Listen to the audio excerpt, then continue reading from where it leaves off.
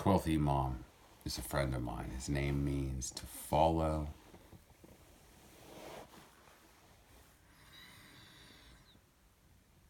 To brilliantly follow something like a religion or an idea. To brilliantly follow a religion or an idea. His brother's name means a prince who brilliantly follows a religion or idea.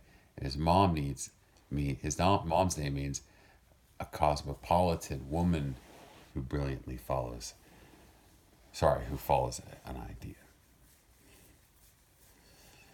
Now, if he's brilliantly following an idea, like a religion or something, and that would lead him, if it's the brilliant, perfect solution in heaven for sort of, to find his perfect spot in the world as someone who brilliantly follows something like a religion or an idea. And he's 12th Imam, who's supposed to appear with Isa, which is basically another way of saying the anointed one. He would be following Isa. And he and Isa would have pretty similar backgrounds. Of course, one would be Persian and the other one would be,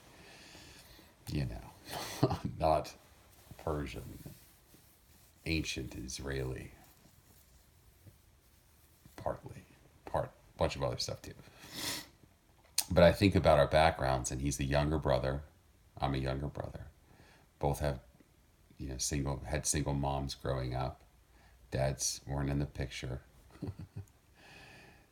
Living in Plano, Texas. It's almost like, when I think of our names, his name is like, it's an interesting name, and my name's definitely an interesting name. You wouldn't expect either of these kids who were sitting there at 12 years old playing chess together, listening to Tom Petty, who joined the debate team together. Like, who would you want as 12th Imam? What would he have to do? He's supposed to show up with Isa. And they're supposed to battle the Antichrist. Well, who would you want? Well, I guess you'd probably want, if you actually had to do it, he'd have to be, probably, I think he'd be a debater. So would Isa. They both come from, questionable backgrounds. They both be the younger brothers. Spirit of David, What else? Oh, he travels the world. He loves music. But he's straight edge. He's not out there drinking and getting high or whatever. He wasn't even when we were kids. I was the partier. He was the, like the true to form Muslim. Didn't drink, didn't smoke. And the interesting thing is, 25 plus years later, I'm the one who threw the towel in on my life. And he didn't. If he would have done it, then he would approach me and say, James, we got to talk. Remember how I went off, the deep end and I lost everything? Well, all I have to show for it is this story and this footage. And me, I'd be like sitting there, my $1-million business employees, and I'd be like, But as he explained it to me, I'd be like, oh, okay, I see. So this is the stage in history where everyone, it's the first resurrection of the dead, which means, God, that sounds so foreign. Ideas flash through your mind. What's that mean? 100% of human beings, not 100%, there's some out there right now who aren't dead. We'd call them mentally ill. But have they seen the face of God? The answer is no, because they don't know what the hell they're doing. They're banging around in the dark.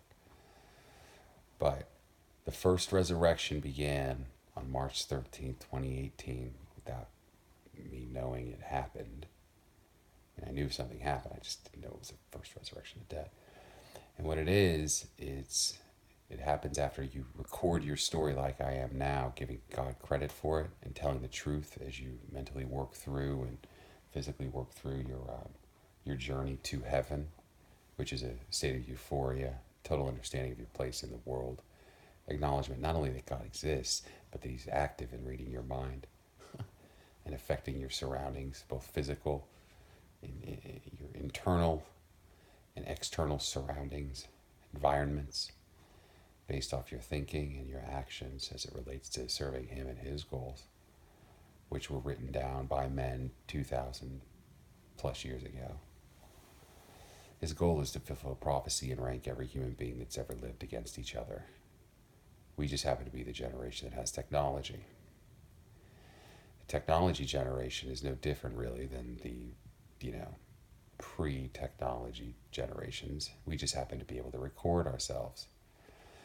And through no fault of their own, those previous generations who could connect or could communicate globally with the internet, they're going to be resurrected from the dead, which means they're matched to all the people who are written in the book of life, good people who you may not, in church service, you may not be like, you know what, that person's like really good, but God's everyone's judge.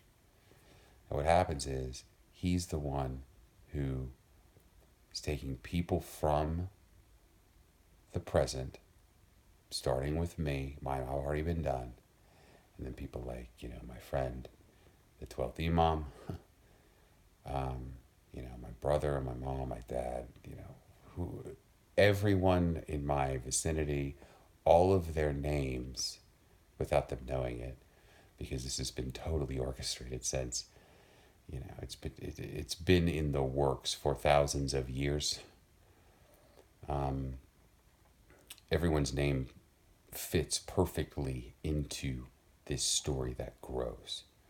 So once you identify, I identify those people around me, my friend, my mom, my dad, my brother, my friend's brother, my friend's mom, my friend's cousin, my friend's other cousin, and I start to see that as it relates to this first person, the first fruit, me, and I'm just the nature of who these people are and the nature of who I am. I don't have to talk to them or whatever. They just have to understand, relate it to James in this story, and they'll start to see, oh, he realizes his name means a brilliant follower of something like an idea or religion, which is exactly what the 12th Imam does.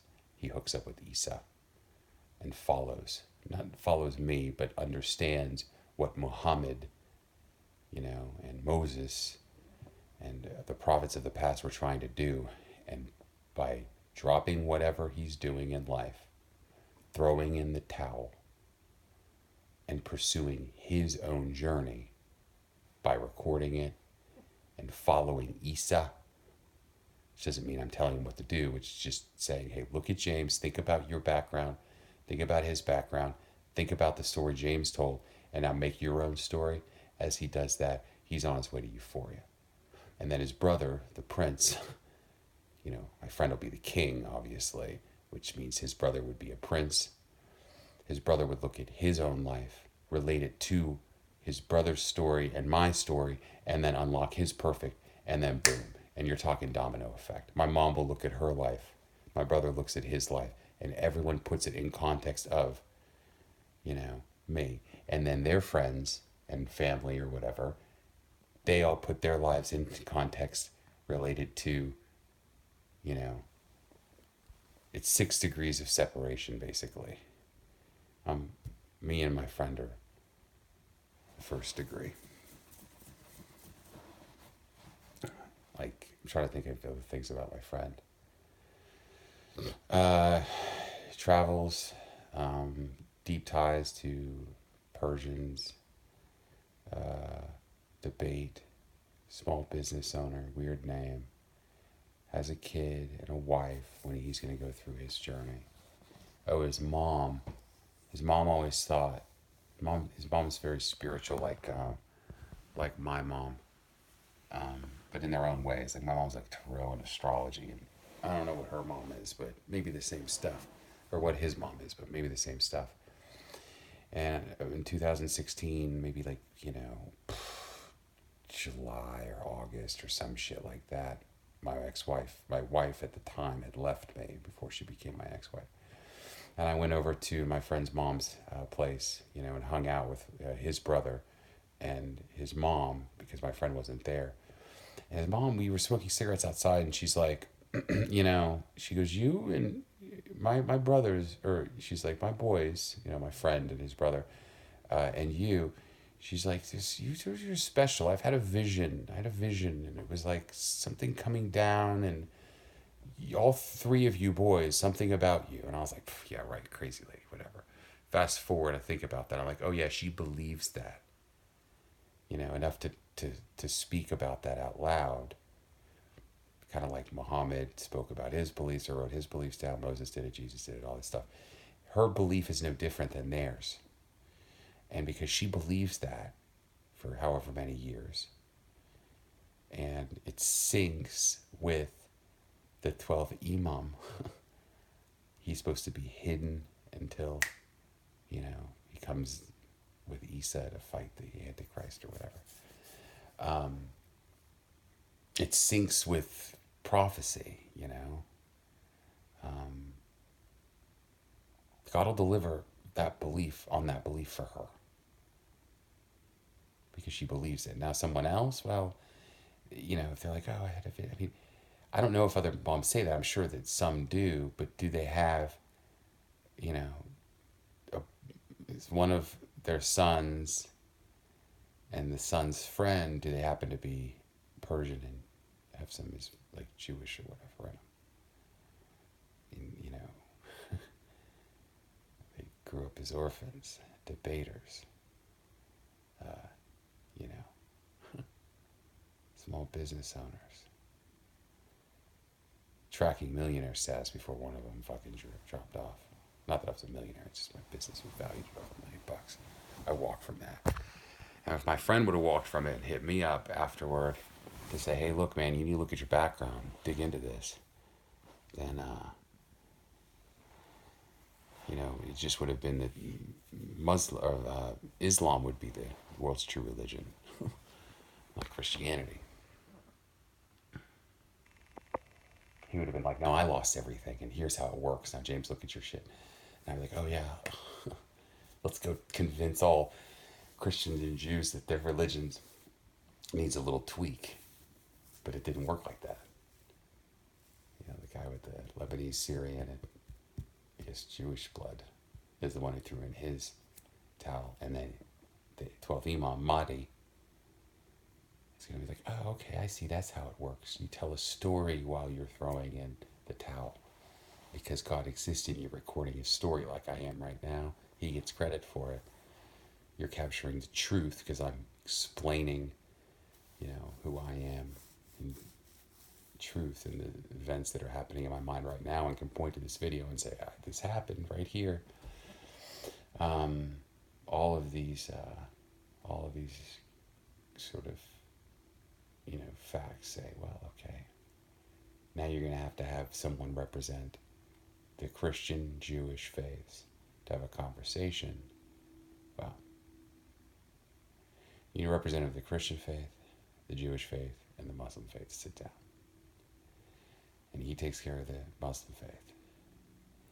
I take care of the Christian faith and the Jewish faith.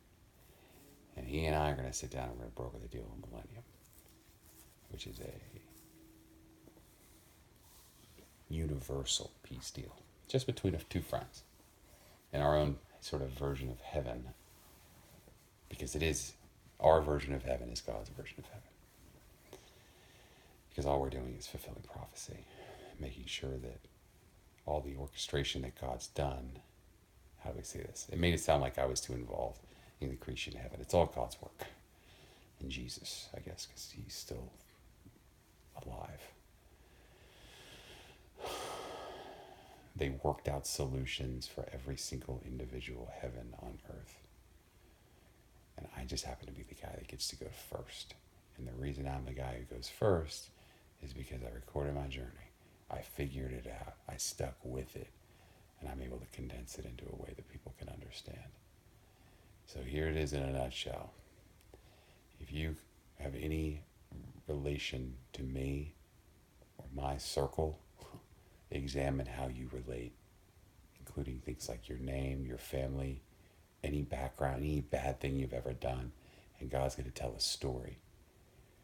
He's already told the story. He's already orchestrated it, but it's about you living through it as quickly as fucking possible to unlock euphoria and figure out what your spot is on this earth. You can stop everything you're fucking doing right now and work on this full time.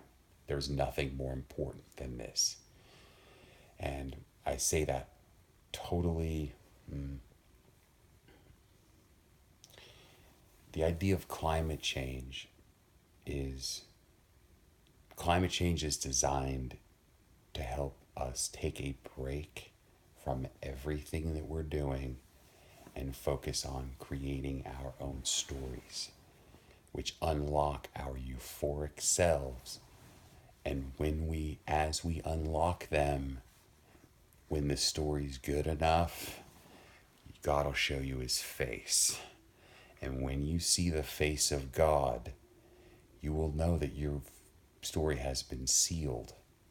And sealed means approved. It's a stamp of approval saying, now you can show it to the fucking world. Good work.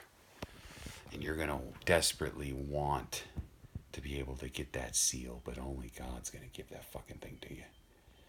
And he and Jesus are monitoring everything you're doing. And until you receive that seal, you ain't fucking shit. You're dead. But once you do receive it, then you've been resurrected. And you will know you will be changed in the twinkling of an eye. Because your vision will pixelate as you see the face of God.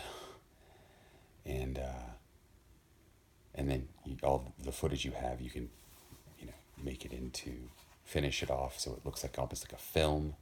And then you can send it to me. And I'll put it online and say, yeah, this is another satisfied customer. Saw the face of God, here's their story, and the story's going to kick ass. Because whatever story you're living right now, it fucking blows. Just look at your social media account to figure that out. It's filled with filters and lies. Not who you really are. So, I think about these things, guys.